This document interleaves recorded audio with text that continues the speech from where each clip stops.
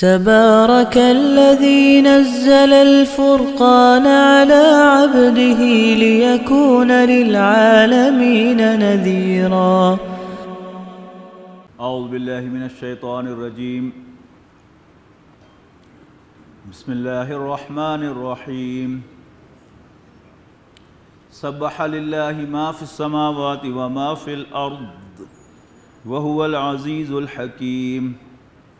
یا ایہا الذین آمنوا لم تقولون ما لا تفعلون. کبر مقتا عند اللہ ان تقولوا ما لا تفعلون. ان اللہ یحب الذین یقاتلون فی سبیلہ صفا کأنہم بنیان مرصوص. وَإِذْ قَالَ مُوسَىٰ لِقَوْمِهِ يَا قَوْمِ لِمَ تُؤْذُونَنِي وَقَدْ تَعْلَمُونَ أَنِّي رَسُولُ اللَّهِ إِلَيْكُمْ فَلَمَّا زَاغُوا أَزَاغَ اللَّهُ قُلُوبَهُمْ وَاللَّهُ لَا يَهْدِي الْقَوْمَ الْفَاسِقِينَ. سبح للہ ما فی السماوات وما فی الارض وهو العزیز الحکیم. سورۃ حدید سے مدنی صورتوں کا جو سلسلہ شروع ہوا تھا، ان میں سے 5 صورتیں وہ ہیں کہ جو اللہ تعالیٰ کی تسبیح کے ذکر سے شروع ہوتی ہیں.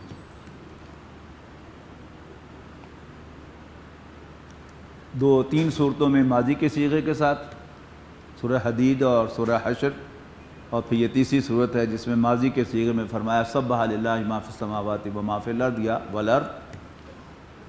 اور 2 صورتیں ہیں جو مضارع کے صیغے سے شروع ہوتی ہیں. اللہ کی تسبیح کا ذکر ہے یسبح للہ ما فی السماوات وما فی الارض، سورۃ الجمعہ اور سورۃ تغابن.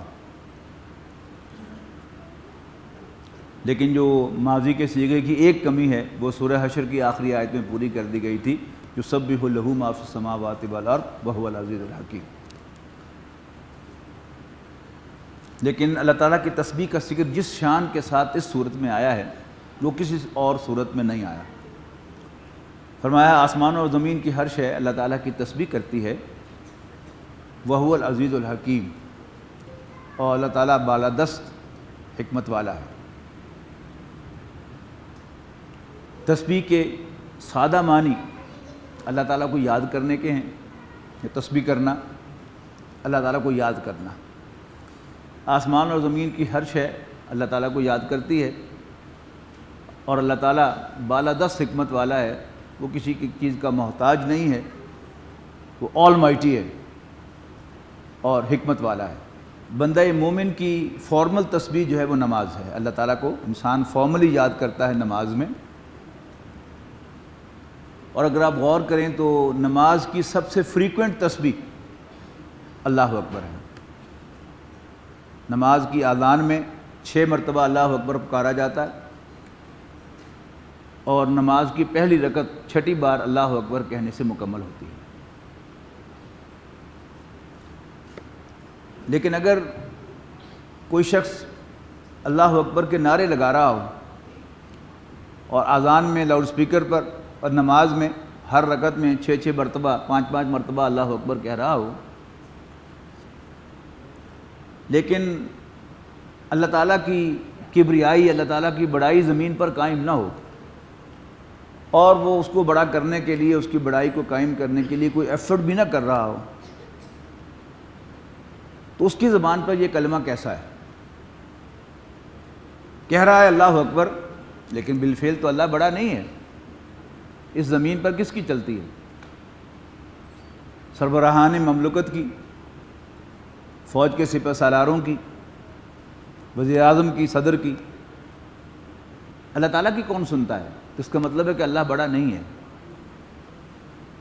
اگر کوئی شخص زبان سے کہے اللہ بڑا ہے، لیکن بالفعل اللہ تعالیٰ کو بڑا کرنے کے لیے، اللہ تعالیٰ کی بڑائی کو ثابت کرنے کے لیے، اللہ تعالیٰ کی بڑائی کو قائم کرنے کے لیے وہ کوئی ایفرٹ نہ کرے، تو پھر وہ جھوٹا ہے.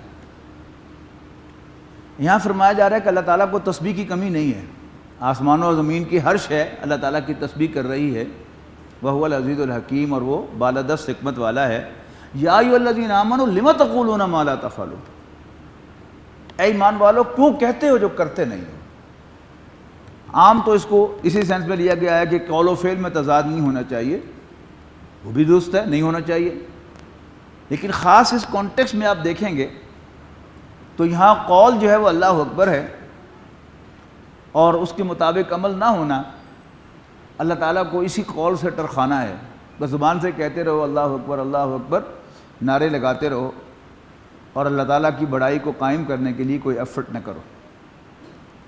یا ایھا الذین آمنوا لم تقولون ما لا تفعلون، اے مومنو جو کرتے نہیں ہو کہتے کیوں ہو؟ اور اللہ تعالیٰ کو غصے کو بھڑکانے والی بات ہے کہ تم وہ کہو جو کرتے نہیں ہو۔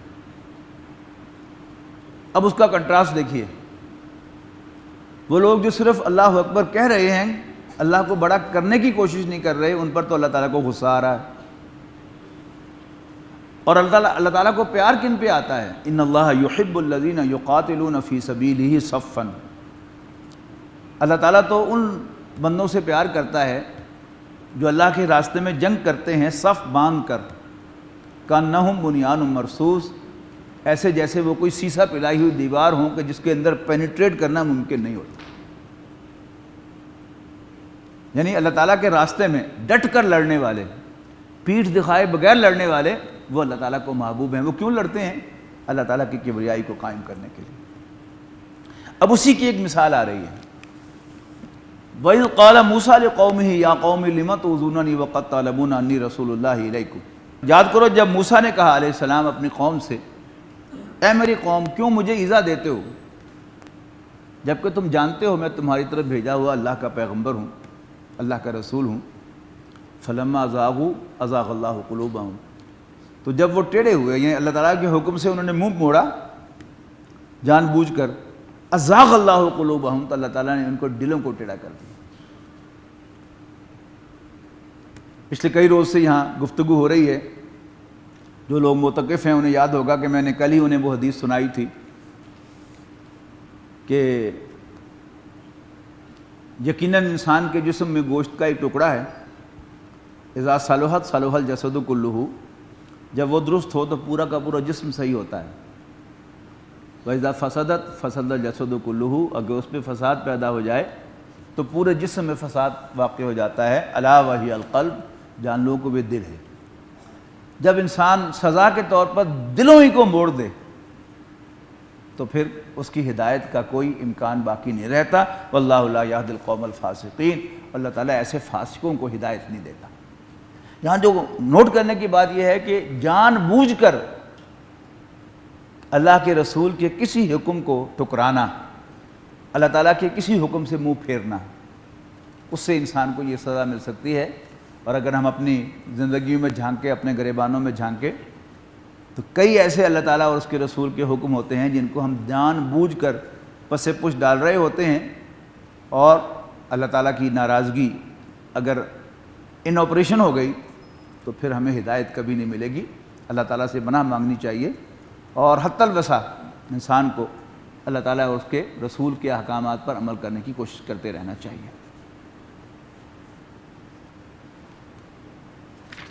وَإِذْ قَالَ عِيسَىٰ ابْنُ مَرْيَمَ يَا بَنِي اسرائیل، اور یاد کرو جب عیسیٰ ابن مریم نے کہا اے بنی اسرائیل، انی رسول اللہ الیکم، میں تمہاری طرف بھیجا ہوا اللہ کا رسول ہوں، مصدقا لما بین یدی من التوراۃ، تصدیق کرتے ہوئے اس کی جو میرے سامنے تورات میں سے موجود ہے، ومبشرا برسول یاتی من بعد اسمہ احمد، اور خوشخبری دیتے ہوئے ایک ایسے پیغمبر کی جو میرے بعد تشریف لانے والے ہیں، ان کا نام احمد ہوگا صلی اللہ علیہ وسلم۔ حضرت عیسیٰ علیہ السلام کی حیثیت برج کی تھی، یعنی حضرت موسیٰ علیہ السلام اور رسول اللہ صلی اللہ علیہ وسلم کے درمیان، لہذا اپنے دو فنکشن وہ بیان کر رہے ہیں کہ میں تمہاری طرف بھیجا ہوا اللہ کا رسول ہوں، میرا کام کیا ہے؟ تو تصدیق کرنا تورات کی جو میرے سامنے موجود ہے، اور آج بھی یہ الفاظ موجود ہیں ان کے بائبل کے اندر، جو بھی بائبل ہے، don't think I have come to break law, میں تورات کے قانون کو ایبروگیٹ کرنے کے لیے، اس کو ساقط کرنے کے لیے نہیں آیا، بلکہ میں تو اس کی تصدیق کرتا ہوں، تورات کو اثر نو ریوائیو کرنے کے لیے آیا ہوں کہ تمہیں آمادہ کروں تورات پر عمل کرنے کے لیے۔ اور میری دوسری حیثیت کیا ہے کہ میں اپنے بعد آنے والے پیغمبر حضرت محمد مصطفیٰ احمد مجتبیٰ صلی اللہ علیہ وسلم کی خوشخبری دینے کے لیے آیا ہوں۔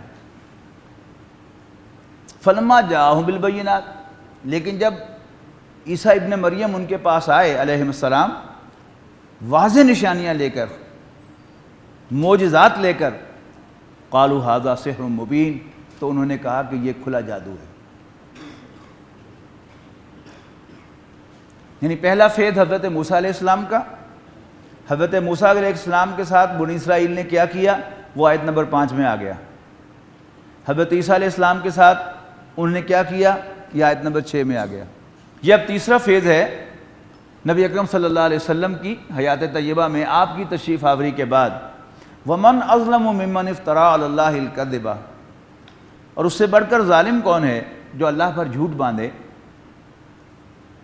وَهُوَ يُدْعَىٰ إِلَى الْإِسْلَامِ، حالانکہ اس کو اسلام کی طرف بلایا جا رہا ہو۔ وَاللَّهُ لَا يَهْدِي الْقَوْمَ الظَّالِمِينَ، اور اللہ تعالیٰ ایسے ظالموں کو ہدایت نہیں دیتا۔ یریدون لیطفئوا نور اللہ بافواہہم، یعنی ہم بچپن میں جو کہانیاں پڑھتے تھے جو زبان کی کتابوں میں پڑھائی جاتی تھی، انگریزی ہو یا اردو ہو، تو کہانی ہمیشہ ناؤن سے شروع ہوتی ہے، کبھی کوئی کہانی پروناؤن سے شروع نہیں ہوتی، ناؤن کے بعد پھر اس کے لیے پروناؤن آتا ہے۔ تو یہ تو فرمایا یریدون لیطفئوا نور اللہ بافواہہم، لفظی ترجمہ تو ہوگا کہ وہ چاہتے ہیں کہ اللہ کے نور کو بجھا دیں۔ تو وہ کون ہے؟ یہ وہ بنی اسرائیل ہے کہ یہ چاہتے ہیں کہ اللہ کے نور کو اپنے پھونکوں سے بجھا دیں، اپنے منہوں سے بجھا دیں۔ واللہ متم نورہ ولو کرہ الکافرون، اور اللہ تعالیٰ اپنے نور کو مکمل فرمانے والا ہے، خواہ یہ بات کافروں کو کتنی ہی ناگوار گزرے۔ ھو الذی ارسل رسولہ بالھدی، اللہ ہی تو ہے جس نے بھیجا اپنے پیغمبر جناب محمد رسول اللہ صلی اللہ علیہ وسلم کو الہدیٰ دے کر، مراد ہے قرآن مجید۔ حضرت آدم علیہ السلام کو زمین پر بھیجتے ہوئے اللہ تعالیٰ نے فرمایا تھا اما یاتینکم منی ھدی، وہ نکرہ تھا کہ جب بھی تمہارے پاس میری جانب سے کوئی رہنمائی آئے، کوئی رہنمائی نکرہ ہے نا، فمن تبع ھدایا فلا خوف علیہم ولا ھم یحزنون، تو جو کوئی میری ہدایت کی پیروی کرے گا ایسے لوگوں کے لیے نہ کوئی خوف ہوگا اور نہ ہی وہ غمگین ہوں گے۔ لیکن نبی اکرم صلی اللہ علیہ وسلم کو کیا دیا گیا؟ الہدیٰ۔ یہ سمجھ لیجئے کہ یہ الہدیٰ کس طرح ہے۔ تاریخ انسانی میں اللہ تعالیٰ نے انسان کو جو سوجھ بوجھ دی تھی اس کی بنیاد پر انسان نے بہت غور و فکر کیا ہے، اور انسانی ذہن کا موسٹ فرٹائل پیریڈ جو ہے وہ 600 قبل مسیح سے 600 عیسوی تک ہے۔ جو لوگ فلسفے کے جاننے والے ہیں، ایک بہت بڑے فلسفی تھے پروفیسر یوسف سلیم چشتی صاحب رحمہ اللہ، میں نے خود ان کی زبان سے سنا کہ انسانی ذہن کا سب سے فرٹائل ایرا جو ہے وہ 600 قبل مسیح سے 600 عیسوی تک ہے، اور تمام فلسفے اس دور میں وجود میں آ گئے تھے۔ اس کے بعد جتنے بھی فلسفے آئے ہیں موٹے موٹے ناموں کے ساتھ، لاجیکل پازیٹیوزم، ایگزسٹینشلزم اور فلاں، یہ سب کے سب جو ہیں پہلے اس دور میں کسی نہ کسی نام سے آئے تھے، اور یہ وہی پرانی شراب ہے جو نئی بوتلوں میں بند کر کے نئے لیبل کے ساتھ جو ہے وہ مارکیٹ کی گئی ہے۔ جیسا کہ آپ کو معلوم ہے کہ علامہ اقبال نے کمیونزم کو مزدکیت کہا ہے۔ حکیم مزدک تو جو ہے مزدک، یہ ایک یونانی فلسفی تھے اور ان کے نظریات جو تھے کمیونزم سے ملتے تھے، لہذا ظاہر ہے بادشاہ تو کبھی ایسے نظریات کو پسند نہیں کرتے، انہیں ملک بدر کیا گیا، پھر یہ ایران میں آ گئے، لیکن پھر ایران میں بھی ان کو پھانسی دی گئی اپنے ان نظریات کی وجہ سے۔ جس نے کہا نا علامہ اقبال نے ابلیس کی مجلس شورا میں کہ جن گریبانوں کو میں نے چاک کیا ہو، مزدکی منطق کی سوزن سے نہیں ہوتے رفو، ان کو یہ مزدکیت کی جو ایکویلٹی کی بنیاد ہے کہ تمام انسان جو ہے برابر ہیں اکنامکلی، اس سے وہ زخم جو ہے وہ بھر نہیں سکتے، اور وہ گریبان اور وہ چاک جو ہیں وہ رفو نہیں ہو سکتے، وہ دل پھٹے کے پھٹے رہیں گے۔ تو مزدکی منطق انہوں نے کہا ہے۔ تو جتنا بھی انسان سوچ سکتا تھا خود آن ہز اون، وہ انسان نے سوچ لیا، جو ٹھوکریں کھا سکتا تھا اس نے کھا لی، اور جہاں جہاں تک وہ ہدایت کی راہ ڈھونڈ سکتا تھا وہ اس نے ڈھونڈ لی۔ اور نبی اکرم صلی اللہ علیہ وسلم پر وحی کا آغاز کب ہوا؟ 610 عیسوی میں۔ تو جب انسانیت کا فکر اپنے معراج کو پہنچا اور انسان اپنی سوچ بچار کی بنیاد پر جو کچھ سوچ سکتا تھا اس نے سوچ لیا، تو اللہ تعالیٰ نے فائنل گائیڈنس دے دی، الہدا۔ دوسری چیز فرمائی والدین الحق، اللہ تعالیٰ ہی تو ہے جس نے اپنے پیغمبر صلی اللہ علیہ وسلم کو بھیجا الہدا اور دین حق دے کر۔ یہ دین حق کیا ہے؟ ایک مکمل نظام زندگی۔ قرآن مجید اور نبی اکرم صلی اللہ علیہ وسلم کی سنت، ان دونوں کو ملا لیں تو پھر وہ ایک نظام زندگی بنتا ہے۔ اب اس نظام زندگی کے اعتبار سے بھی دیکھیں تو اللہ تعالیٰ نے اس کے لیے موسٹ سوٹیبل ٹائم کا انتخاب کیا۔ پہلے انسان جو تھا وہ ایک خاندان کی شکل میں اس زمین پر آیا، حضرت آدم اور حضرت حوا اس زمین پر اترے، پھر ان کے ہاں اولاد ہوئی اور پھر ان کی شادیاں ہوئیں، اس کے بعد پھر خاندان پھیلتے چلے گئے، قبیلے بنے، خاندان بنے، پھر قبیلے بنے، پھر نسلیں بنی، قومیں بنی۔ جب نبی اکرم صلی اللہ علیہ وسلم کی تشریف آوری ہوئی تو اس وقت دنیا میں 2 امپائرز موجود تھیں، سلطنت کسریٰ ایران کی سلطنت اور سلطنت روم کی سلطنت۔ تو یہ 2 امپائرز موجود تھیں، اور عام طور پر جو شہر یا قصبے تھے وہ ایک ایک قبیلے کے شہر تھے۔ جیسے آپ دیکھتے ہیں نا کہ باقاعدہ کچھ دیہات جو ہیں ہمارے ہاں وہ ایک ایک قبیلے کے ہوتے ہیں، یعنی خاص طور پر جب جو بڑا پرومیننٹ نام ہے ہمارے پنجاب میں جلال پور جٹاں، جلال پور پٹیاں، یعنی جٹاں دا جلال پور تو پٹیاں دا جلال پور۔ کیا مطلب ہے کہ وہ ایک ایک قبیلے کا، ایک ایک خاندان کے، ایک ایک ذات کے لوگ وہاں پر رہتے ہیں۔ لیکن قصبوں میں جا کر پھر یہ آپس میں مرج ہوتے ہیں، شہروں میں جا کر اور زیادہ مرجر ہوتی ہے ان کی۔ مدینہ منورہ جو تھا، مکہ مکرمہ، وہ ایک قبیلے کا شہر تھا، لیکن مدینہ منورہ کئی قبیلوں کا شہر تھا۔ اس میں 2 سنز آف دی سوائل تھے، بنو اوس اور بنو خزرج، نہیں قبیلہ خزرج اور قبیلہ اوس، یہ تو سنز آف دی سوائل تھے وہاں کے۔ لیکن 3 قبیلے وہاں پر یہودیوں کے بڑے آباد تھے، اور چھوٹے چھوٹے قبیلے بھی تھے، اور لیکن 3 بڑے تھے، بنو قینقاع، بنو نذیر زواد کے ساتھ، اور بنو قریظہ قاف اور زوئے کے ساتھ۔ یہ 3 بڑے قبیلے تھے، یعنی معلوم ہوا کہ یہ ایک ملٹی پولیٹن شہر تھا۔ اور پھر نبی اکرم صلی اللہ علیہ وسلم نے میثاق مدینہ کے ذریعے سے اس کو ایک سٹیٹ بنا دیا، یعنی ان کے درمیان ایک کانفیڈریشن قائم کی۔ اس کانفیڈریشن میں ہر قبیلہ انٹرنلی آٹونومس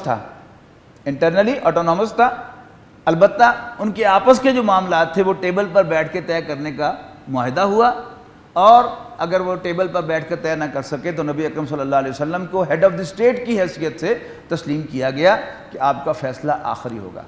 تو معلوم ہوا کہ آج بھی پولیٹیکل سائنس نے جتنی ترقی کی ہے اس میں ہائیسٹ لیول کیا ہے؟ اسٹیٹ۔ اور یونائٹڈ اسٹیٹس آف امریکہ کیا ہے؟ یونائٹڈ اسٹیٹس آف امریکہ، یعنی ہر اسٹیٹ انٹرنلی آٹونومس ہے، ان کے اپنے رولز ہیں، یہاں تک کہ جو سپیڈ لیمٹ ہے مختلف اسٹیٹس کے اندر وہ مختلف ہے، کہیں 85 میل ہے اور کہیں 65 میل ہے، کہیں 75 میل ہے، تو ہر چیز ان کی اپنی ہے، لیکن ان کے اوپر ایک کانفیڈریشن ہے، یونائٹڈ اسٹیٹس آف امریکہ۔ تو ہائیسٹ لیول جو تھا وہ اچیو ہو گیا تھا۔ یہ نہیں کہا جا سکتا کہ سوشیولوجی میں کوئی ترقی ہوئی نبی اکرم صلی اللہ علیہ وسلم کی تشریف آوری کے بعد۔ اب چونکہ انسان نے جو ٹھوکریں کھانی تھی وہ بھی کھا لی اور فائنل گائیڈنس بھی دے دی گئی، اور انسان نے اجتماعیت میں جو ترقی کرنی تھی وہ ترقی بھی انسان کر چکا، لہذا دین حق اللہ نے اپنا سچا دین عطا کر دیا۔ کیوں؟ لِیُظْہِرَہُ عَلَى الدِّینِ کُلِّہ، تاکہ نبی اکرم صلی اللہ علیہ وسلم اس دین کو کل کے کل دین پر، کل نظام زندگی پر غالب کر دیں۔ اور نبی اکرم صلی اللہ علیہ وسلم کی سیرت جو ہے اس بات پر گواہ ہے کہ نبی اکرم صلی اللہ علیہ وسلم کا مشن یہی تھا، یعنی آپ نے ایک فرد سے دعوت کا آغاز کیا، گھر آ کر اپنا جو کلوزسٹ سرکل تھا اس کے ساتھ شیئر کی، اپنا ایکسپیرینس شیئر کیا، اور پھر حضرت ورقہ ابن نوفل رضی اللہ تعالی عنہ نے جب کنفرم کیا کہ آپ اللہ کے رسول ہیں تو اس کے ساتھ وہ گئے۔ حضرت ابوبکر دوست تھے، وہ کہتے ہیں کہ میں نے آپ کے چہرے کی طرف دیکھا اور میرے دل نے گواہی دی کہ یہ چہرہ جھوٹا نہیں ہے، ایمان لے آئے۔ چھوٹے بھائی تھے، یعنی کزن حضرت علی رضی اللہ تعالیٰ عنہ، عمر کے اعتبار سے بیٹوں کی طرح تھے، وہ ایمان لے آئے، اور گھر کا خادم جو تمام رازوں کا جاننے والا ہوتا ہے وہ بھی ایمان لے آیا، حضرت زید بن حارثہ رضی اللہ تعالیٰ عنہ۔ پھر حضرت ابوبکر صدیق کی دعوت سے یہ دعوت آگے پھیلی، اور پھر جب حکم ہوا نبی اکرم صلی اللہ علیہ وسلم کو کہ خاندان کو خبردار کرو، تو آپ نے بنو ہاشم کی میٹنگ بلا کر اس میں اعلان کیا، اور پھر جب حکم ہوا کہ فاصدع بما تؤمر، جو آپ کو حکم ملا ہے اسے ڈنکے کی چوٹ کہہ دو، تو آپ کوہ صفا پر کھڑے ہوئے اور آپ نے دعوت عام دی۔ مکی زندگی کے 13 سال، ان کا خلاصہ میں آپ کے سامنے عرض کر چکا ہوں کہ پہلے تو نبی اکرم صلی اللہ علیہ وسلم کا بھرپور مذاق اڑایا گیا، آپ کو ہر طرح سے، یعنی جیسا ہوتا نا کہ نپ دا ایول ان دا بڈ کی طرح کوشش کی گئی کہ بس اس دعوت کو یہیں پر سنپ کر دیا جائے، لیکن نبی اکرم صلی اللہ علیہ وسلم نے ان تمام باتوں کو برداشت کیا، جھیلا، لیکن ثابت قدم رہے۔ پھر صحابہ اکرام پر تشدد کا آغاز ہوا، خاص طور پر جو دوسروں کے زیر اثر طبقات تھے، نوجوان کھاتے پیتے گھرانوں کے، اور غلام، اور جو دوسروں کی کفالت میں تھے، ان کو بھرپور تشدد کا نشانہ بنایا گیا۔ حضرت بلال، حضرت خباب، حضرت مصعب بن عمیر رضی اللہ تعالیٰ عنہ، حضرت یاسر، حضرت سمیہ، حضرت عمار بن یاسر، یہ سب کیا ہے اس تشدد کا نشانہ بنے، اور کرتے کرتے وہ تشدد اتنا زیادہ ہو گیا کہ ان کو حبشہ کی طرف ہجرت کرنے کی اجازت ہو گئی سن 5 نبوی میں۔ کام چلتا رہا 7 نبوی سے 10 نبوی تک، محرم 7 نبوی سے 10 نبوی تک بنو ہاشم کا بائیکاٹ کیا گیا ابو طالب کی قیادت میں، اس لیے کہ ابو طالب نے رسول اللہ صلی اللہ علیہ وسلم کو ان کے حوالے کرنے سے انکار کر دیا۔ انہوں نے کہا ہم پھر پورے خاندان کا بائیکاٹ کر دیں گے، وہ کر دو، وہ بھی جھیلا اور برداشت کیا گیا۔ اور اس کے بعد طائف تشریف لے گئے، جب آپ ابو طالب کے انتقال کے بعد ابو لہب خاندان کا سربراہ بن گیا، اس نے آپ کو خاندان سے نکال دیا اور قریش کا مطالبہ پورا کر دیا۔ نبی اکرم صلی اللہ علیہ وسلم طائف گئے، لیکن وہاں ایک دن میں ہوا معلوم ہے آپ کو، اور واپس آئے تو ایک مشرک کی پناہ لے کر آپ کو داخل ہونا پڑا۔ اور یہ مشرک کی پناہ جو ہے، میں نے پہلے بھی عرض کیا تھا کہ حضرت ابراہیم علیہ السلام، انہیں جبرائیل علیہ السلام نے پیشکش کی میں ہیلپ یو، تو انہوں نے کہا نہیں، میرا رب میرے لیے کافی ہے۔ لیکن رسول اللہ صلی اللہ علیہ وسلم نے پناہ اس لیے لی کہ وہاں سے نکل کے جانا وہ بھی آپ کے لیے ممکن نہیں تھا، نبی کو اجازت نہیں ہوتی کہ اللہ تعالیٰ کی اجازت کے بغیر ایک جگہ کو چھوڑ کر دوسری جگہ چلا جائے، اور وقت فرصت ہے، کام ابھی باقی ہے، نور توحید کا اتمام ابھی باقی ہے، لہذا نبی اکرم صلی اللہ علیہ وسلم نے وہیں مکے میں ہی، وہ طائف تو خیر ٹوئن سٹی تھا نا، وہ تو مکہ اور طائف وہ ٹوئن سٹیز تھے، ان کی جائیدادیں وہاں تھیں، مکے کے سرداروں کی، تو وہ چھوڑنا نہیں تھا اس شہر کو انفیکٹ، لیکن اب آپ وہاں پر نکل کر کسی اور جگہ چلے جاتے، یہ آپ کے لیے ممکن نہیں تھا، لہذا آپ نے پناہ لی، لیکن رہے مکے کے اندر ہی۔ اور اللہ تعالیٰ نے کھڑکی کھولی مدینے کی، نبی اکرم صلی اللہ علیہ وسلم کی ملاقات سن 11 نبوی کے حج میں مدینے سے آئے ہوئے 5 افراد کے ساتھ ہوئی، منی میں رات کے اندھیرے میں۔ وہ اس لیے کہ ابو لہب بدبخت نبی اکرم صلی اللہ علیہ وسلم کے پیچھے پیچھے رہتا تھا حج کے دنوں میں، جس سے بات کرنے لگتے پیچھے سے بول پڑتا تھا، یہ جادوگر ہے، جادو کر دے گا تم پہ، اس سے بات نہ کرنا۔ لہٰذا رات کے اندھیرے میں آپ نے ان سے ملاقات کی، انہوں نے آپ کو پہچانا، تو یہ تو وہی معلوم ہوتے ہیں کہ جن کا ذکر یہودی کیا کرتے ہیں، آؤ ہم سے پہلے ایمان لے آئیں۔ وہ ایمان لے آئے، اگلے سال 12 افراد آئے، اور نبی اکرم صلی اللہ علیہ وسلم کو پیش سے درخواست کی کہ آپ ہمیں کوئی معلم دے دیں۔ آپ نے حضرت مصعب بن عمیر کو بھیجا، انہوں نے قرآن مجید ایسی طریقے سے پڑھایا اور دل میں اتارا کہ وہ نبی اکرم صلی اللہ علیہ وسلم کو اگلے سال پناہ کی پیشکش لے کر آ گئے۔ یعنی ایک ہے تھی فرد کی پیشکش، ایک ہے پورے 2 قبیلوں کی پیشکش، بڑا زمین و آسمان کا فرق تھا، اور آپ کو دعوت دی کہ آپ ہمارے یہاں تشریف لے آئیں، ہم ایسے ہی آپ کی حفاظت کریں گے جیسے اپنے خاندان میں پیدا ہونے والے بچوں کی حفاظت کرتے ہیں۔ آپ وہاں تشریف لے گئے، اور وہاں جا کر آپ نے نئے سرے سے دعوت کا آغاز نہیں کیا. یعنی اگر تو آپ صرف داعی ہوتے, تبلیغ کرنا آپ کا فرض ہوتا, اللہ تعالیٰ کا پیغام پہنچانا فرض ہوتا, تو ایک نیا ایریا مل گیا, ایک نئی کمیونٹی مل گئی تبلیغ کے لیے.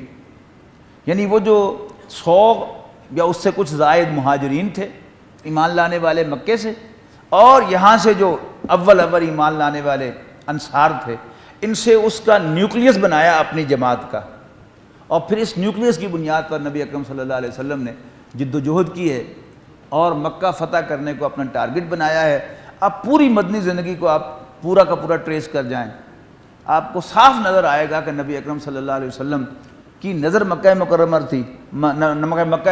پر تھی کہ میں نے یہاں پر اللہ کے دین کا جھنڈا لہرانا ہے. اور صرف 8 سال کے اندر نبی اکرم صلی اللہ علیہ وسلم نے وہ جھنڈا لہرا دیا.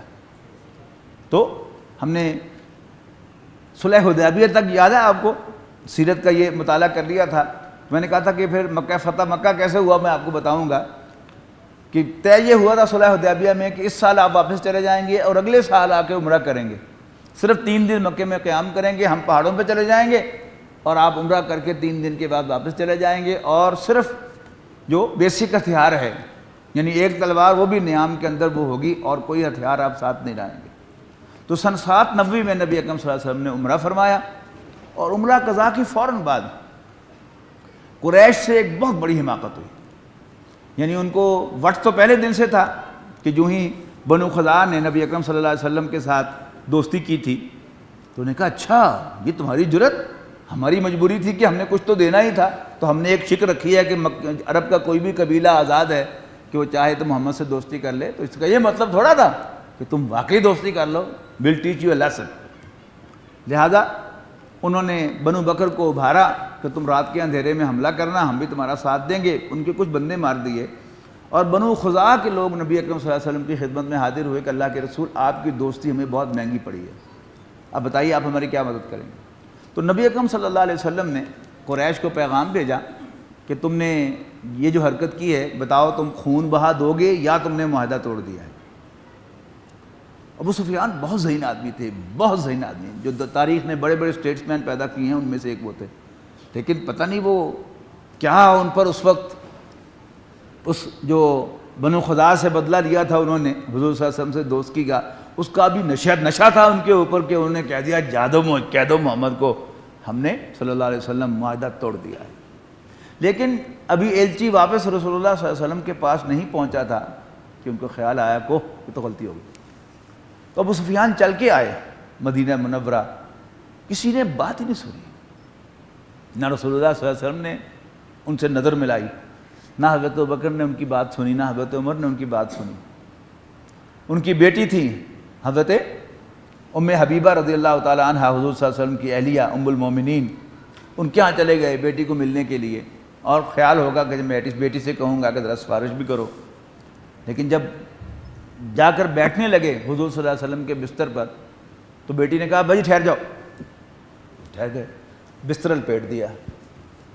تو مکے کے سردار ابو سفیان نے پوچھا بیٹی میں اس بستر کے قابل نہیں تھا, یہ بستر میرے قابل نہیں تھا.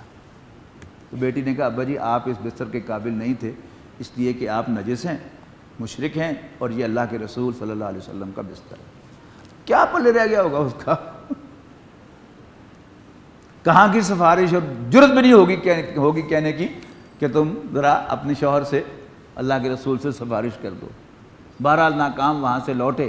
اس کے بعد نبی اکرم صلی اللہ علیہ وسلم نے خفیہ اہتمام فرمایا, کل اس کا ذکر آ گیا تھا, وہ صرف ایک سٹیپ درمیان میں باقی تھا کہ آپ نے فتح مکہ پر حملہ کرنے کا پروگرام بنایا, اور رمضان سن 8 ہجری میں مکہ فتح ہوا.